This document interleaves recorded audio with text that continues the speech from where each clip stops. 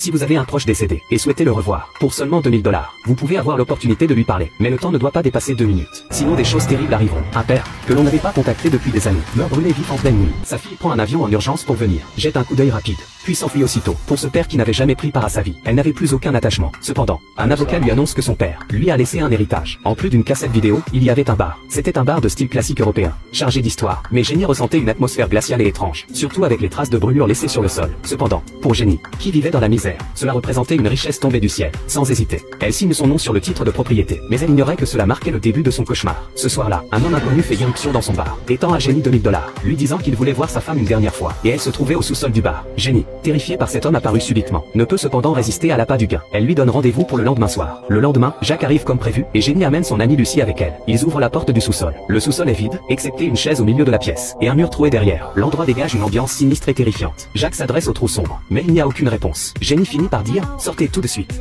Aussitôt, une silhouette apparaît dans l'ombre du trou. Cette personne porte un sac en papier sur la tête, et son apparence ne ressemble en rien à celle d'une personne normale. Mais à la surprise générale, cette créature obéit aux ordres de Jenny. Quand elle lui dit de reculer, il recule. Quand elle lui dit de s'asseoir, il s'assied. Jacques remet à la créature un objet ayant appartenu à sa femme, et dit qu'il veut la voir. La créature avale la bague, et la main du monstre devient soudain une main humaine, rouge et pleine de vie. Mais quand Jacques enlève le sac sur la tête, ce n'est pas sa femme qu'il voit, mais sa mère, qu'il avait abandonnée enfant. Il s'avère que la bague qu'il avait offerte à sa femme avait appartenu à sa mère. Rapidement, les 2 minutes s'écoulent, et la mère qui l'avait convoquée devient effrayante, avec des yeux noirs comme le charbon, et un visage déformé. Elle disparaît aussitôt. Ce qu'il ne voit pas, c'est une silhouette qui grimpe rapidement au plafond. L'instant d'après, Jacques est attaqué par ce qui était sa mère. Pour être précis, ce n'est plus sa mère, mais un démon. Heureusement, Jenny réussit à remettre le sac sur la tête du démon, et lui ordonne de retourner dans l'obscurité du trou. Ainsi, la crise est momentanément résolue. Jacques veut encore voir sa femme, mais Lucie le chasse du bar. Jenny se précipite alors pour regarder la cassette vidéo, laissée par son père. Elle découvre que le monstre du sous-sol existe depuis très longtemps. Il fait partie intégrante de la maison. Quiconque devient propriétaire du bar peut le contrôler, mais plus il est utilisé, plus le monstre devient puissant. Au final, il tentera d'envahir l'esprit de son maître, et de le contrôler. C'est pourquoi aucun des anciens propriétaires n'a eu une fin heureuse. Jenny pense qu'en restant forte mentalement, et en inscrivant sur les marches du sous-sol qu'il ne peut en sortir, elle pourra gagner 2000 $ par jour, et devenir milliardaire.